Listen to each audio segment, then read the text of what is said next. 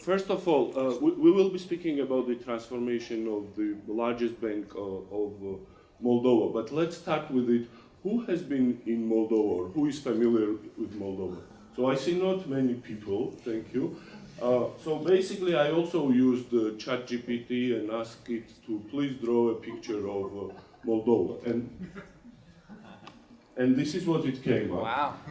Which is really nice.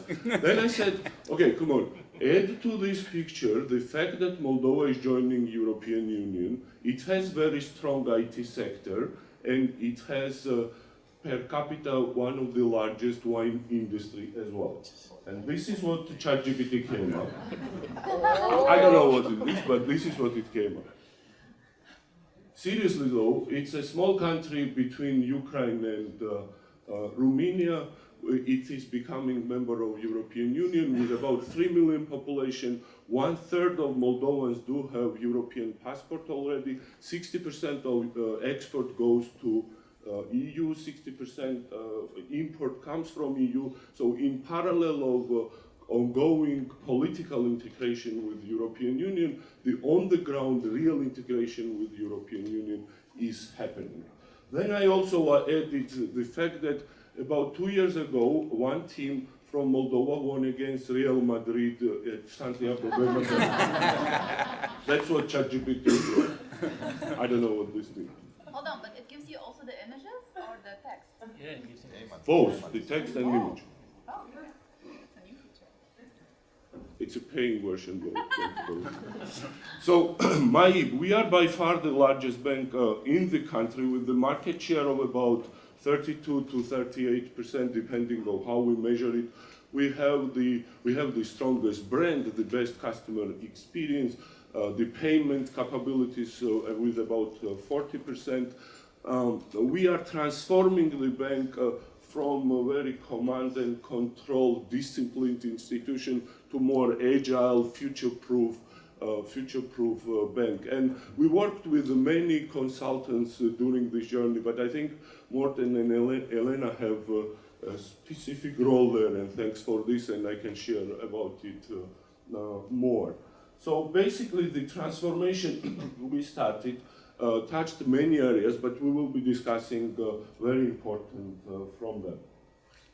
The very first one, this is about the cultural transformation. And again, as I said, the bank had been already the leader of the banking sector of Moldova. It was mostly corporate-focused bank, mostly command and control, when the boss always right, and then you never question pretty much. If you would come to my office, you needed to open 2 doors before seeing me, and I was called as the president of the Mr. President of the bank. The change we started clearly, it is something that instead of boss or command, we are implementing the servant leadership. Instead of no mistakes, we do allow people making mistakes, and we encourage people to basically take initiative, and sometimes those initiatives end up with the mistake. The biggest transformation in the operating model with it was to implement the agile at scale, the one that ING pioneered. Obviously, we were here to understand how ING did it. We worked with many consultants. It's already 3rd year, and I think we can say that the first phase of the transformation has finished, and entire retail and SME perimeter works in agile model. Plus, we already started to work in agile in our branches. This transformation clearly resulted in change in the leadership. So what we tried to do there is to use a mix or unique mix of people who have stayed with the bank for many years and people who have had international experience and education. So we listed few people here. Magari is here as well, joining us from McKinsey, or Stella, who had been there from PwC as well. So I think we tried to do this unique mixture of the best of the 2 worlds. I think it's not working. Yeah, now it's working, right? Yeah. So, so basically we changed about 40% of the leadership team. That applies to top management and middle management as well. We developed the long-term incentive plan for about 100 people on top and middle management to align their interests to those of the shareholders and align them to the vision that we have had. We started to invest in education of the middle management. I'm sorry.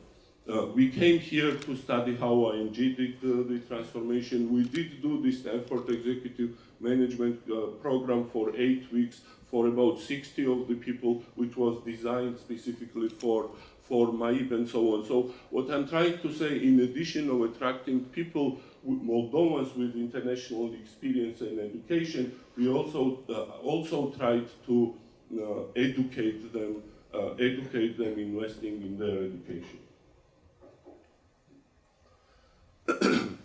Rebranding. We started with the rebranding. We did do the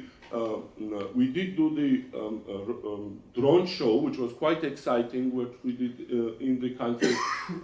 You see the old brand, which is the Maib there on the left-hand side, and you see the new brand, which we tried to firstly have some linkage in the heritage, but also make it in more digital, more modern, and more fine-tuned to the next generation. And you see all the reputable agencies in the country naming us the best bank in the country in a row.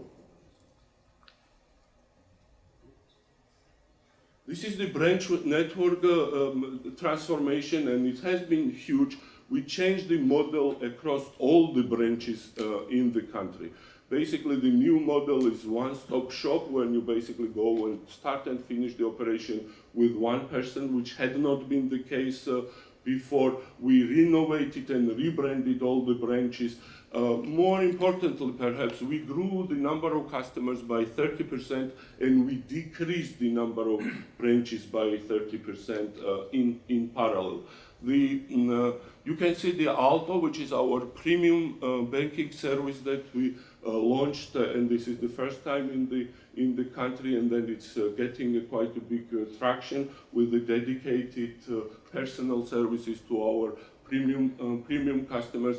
And then the branches layout. More importantly, our branches are more focused on consulting and sales activities as opposed to processing the simple transactions.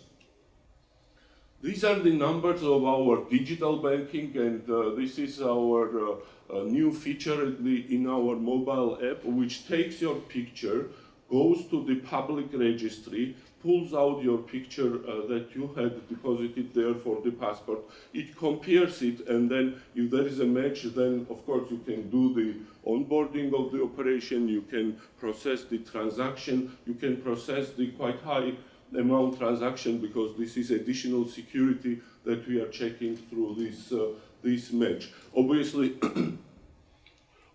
the other features also supported us the growth in the numbers. You can see about 200% growth in the users of the mobile banking. Each year we enjoy 50% growth year on year of the mobile banking numbers. 50% of our loans and 60% of our deposits now are granted through the mobile banking. Technology today is against us, but okay, that's on mobile banking. Another ambition that we have is to list our shares on an international stock exchange. And about 2 years ago, we started to basically operate as if we are already listed on a stock exchange. We do run the quarterly investor calls. We do publish our numbers. We do one-to-one meetings, and then clearly, when the largest bank does an IPO from a small country on the international stock exchange, it acts as like a gateway to present the country to the international investment community, and bringing the most reputable, most successful big names in the country who will be investing in other companies as well. So we have progressed in this area as well, and hopefully in the medium term that also will be the reality. In terms of numbers, so basically what we had is that about doubling plus the profit over this period of time. So long-term focus, but with short-term result has been our focus. 129% growth in there. In terms of the loans market share, we grew market share to 38%. But more importantly, we increased our market share in retail loans by 5 percentage points, and in SME loans by 15 percentage points. Pretty much created a new bank, and every second business loan last year, for example, was originated at Maib. You can see the other numbers as well. They are clearly small in scale, but large in the context of the small bank in Moldova. And this is my last slide. Again, I asked ChatGPT to draw a picture of the bank who will do an IPO and come up with a digital offering in Romania, which is our next focus, to approach Moldovans living in Romania and European Union with digital channels, because our digital capabilities are quite strong and competitive if you think about in the regional context, and that is what we want to do starting from this or next year as soon as it is ready. Thanks a lot. Hopefully it worked still with you.